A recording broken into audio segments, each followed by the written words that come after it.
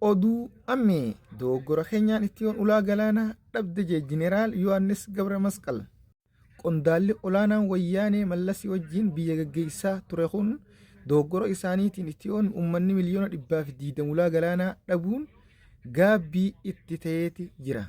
Jaallan keenyaatu dogoggora seenaa kana hojjetee jechuudhaan dubbate. Jeneraal Yohaannis dhimmi ulaa galaanaa akka boombii yeroo isaa eeggatee dhoowuu awwaalame jechuudhaan dubbate. Dhimmi ulaa galaanaa gaa hawaasa Itiyoo jechuudha miliyoona 120 kanaaf dhimma lubbuu ta'uu Dr. Abiyyiin irra deddeebiidhaan dubbachaa ture, dubbachaatis jira. Ummata miliyoona 120 kan duraan ulaa galaanaatis qabu ulaa galaanaati malee hambisanii rakkoof saaxiluu wayyaanee Dr. Abiyyiin irra deddeebiin dubbachuudhaan akkasuma ummata miliyoona 120 olitti tilmaamamu hanga arraan tanatti mana hidhaa lafaan daangeffame godhanii jechuudhaan hidhanii jechuudhaan dubbatee ture Dr. Abiyyiin wayyaaneen jechuudha. Erga ummata guddaa akka gaanfa Afrikatti jechuudha sadarkaa qabu wayyaaneen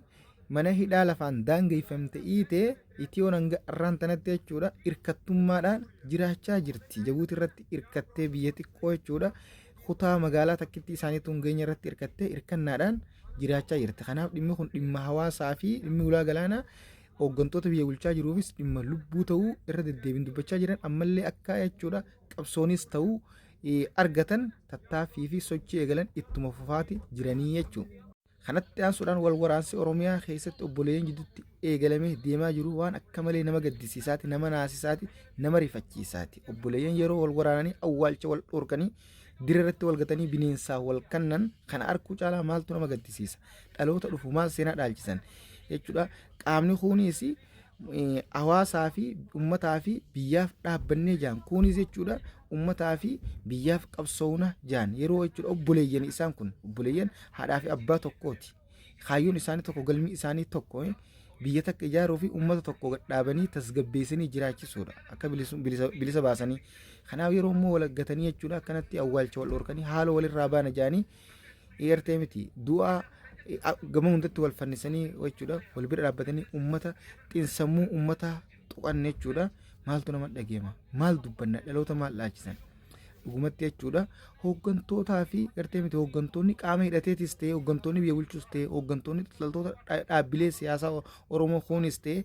maaltu waliigaluu isin kute? Gartee miti warri wal waraanu kun ijoolleedha. Isin jala yaan namuu jechuudha ajaja keessanii bobbaanii galan. Maaliif akkana wal fixan? Maaliif uummata sana gad dhorkan? Maaliif xiinsammuu uummataa tuqan yaaqee tokkummaadha feena dantaa teessan dura dantaa uummataa dursaa jechaatuma turree arraas numa jennaa jechuudha. Dantaan ifii jechuudha ta dhuunfaa ifii hin guutamtu garuu dhugaadha hin guutamtu namni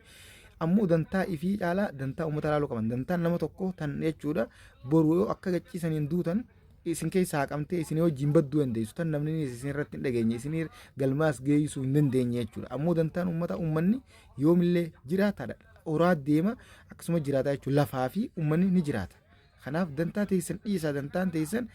fedhii ilma namaa guutamullee baattu hanga harkattanii gammadaa dantaa uummataa dursaati uummataaf bakka kanna akka hawaasotaa fi addunyoota biratti jechuudha fakkeenya fudhadha yaaqii qabsaawaa uummataaf dhaabbadhaadha isin hin jenna tokkummaa dhangattaati mari'adhaa. Gartee miti xiinsammuu uummataan tuqinaa awwaalcha waliin dhorkinaa bineensi yeroo bineensi walii tumsee gartee wal bira kutee jechuudha uummata nama ilma namaati wajjin jiraatu kanatti obboleeyyan garaa tokko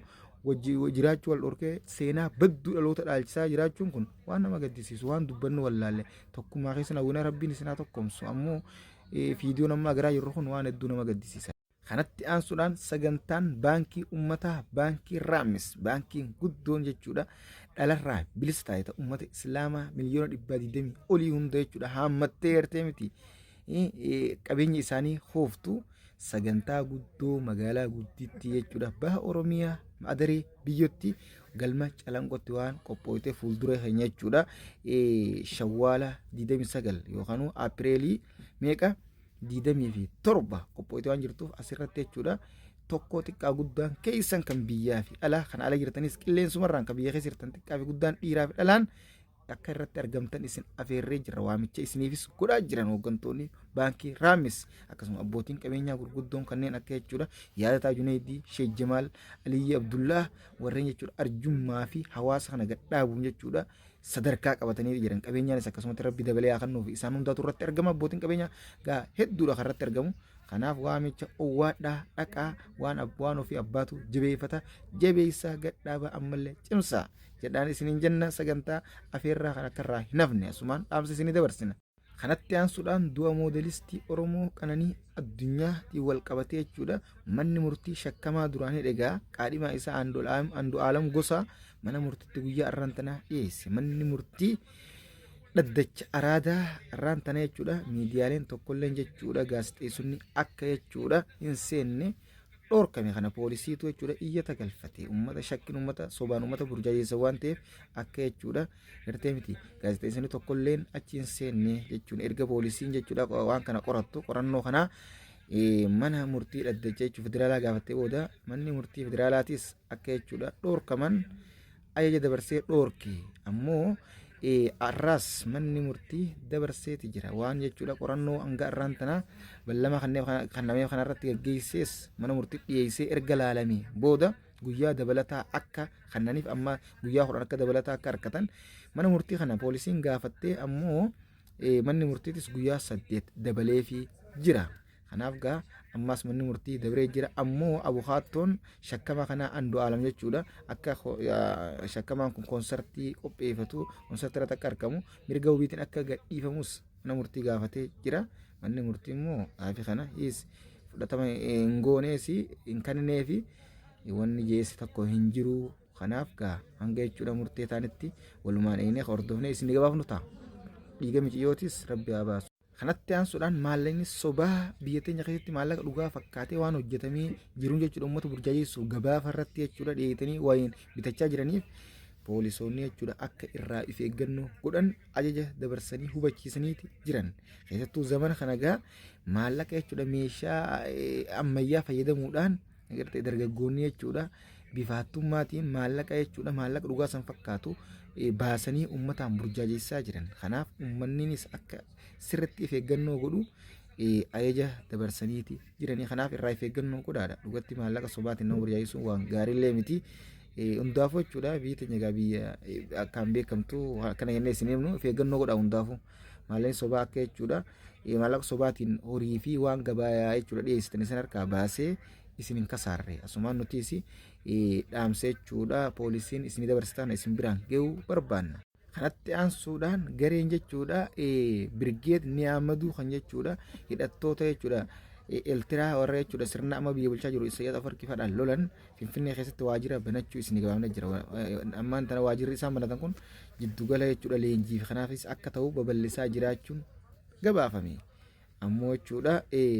gareen tun jechuudha Isaayyaas Afawarqii waggaa 30 meeqa ol jechuudha 37 38 ol jechuudha biyya jechuudha irrumaan hoogganaa jiru kuffisuudhaaf warra hidhateedha tiyoodhiis jechuudha bakka kanneef jechuudha waajjira baneef jira waajjira kanaas gama leenjii giddugalatti akka guddisan gareen tun dubbattee ibsiteeti jirti Eeltiraa dhumattee fakkaatti itiyoonis ulaa galaanaa harkachuun si waayifaa hin qabne duraanuu bishaan asab galaanni asab kan isaaniiti itiyoon harkuttummaan hin jiraattu. Kanatti aansuudhaan gara oduu biyyalatti yoo isin dabarsinu Soomaaliyaa fi Ameerikaan jechuudha mootummaan Soomaalii haleellaa jechuudha Al-Shabaab irratti raawwachaa jiraachuun dhagahame keessattuu erga Al-Shabaab buufata xiyyaaraa jechuudha guddaa magaalaa Maqdishoo jechuudha dhooytee jechuudha makiinaa mootummaan jechuudha pirezidaantiin jechuudha Soomaaliyaa Hassan Sheikh Mohamud keessa jiru rukutteen booda irra deddeebiin ammaas Hassan Sheikh Mohamud akka Ameerikaan jechuudha galaanaa bakka 3 kan waraana irratti ijaarrattuuf gaafii dhiyeessaa fi ture ammoo Ameerikaa fi Soomaaliyaan waliin ta'uudhaan Al-Shabaab irratti haleellaa bantee jechuudha namoota 12 qondaalota gurguddaa Al-Shabaab ajjeesuu qondaalli biyyattii Soomaaliyaa gabaaseeti jira odeeffannoo irraa qabna kana fakkaata kan biraatiin hanga walitti deebinutti shirduutu quraaf facaasaa kan keessaniif dhiyeessu oduu ammeeti oduu biraatiin hanga walitti deebinutti gaa facaasaa ammoo mallattoo gurraatti jechuudha harka mirga hirtoon jechuudha gizee liingi gaseetanii dhageeffatanii wada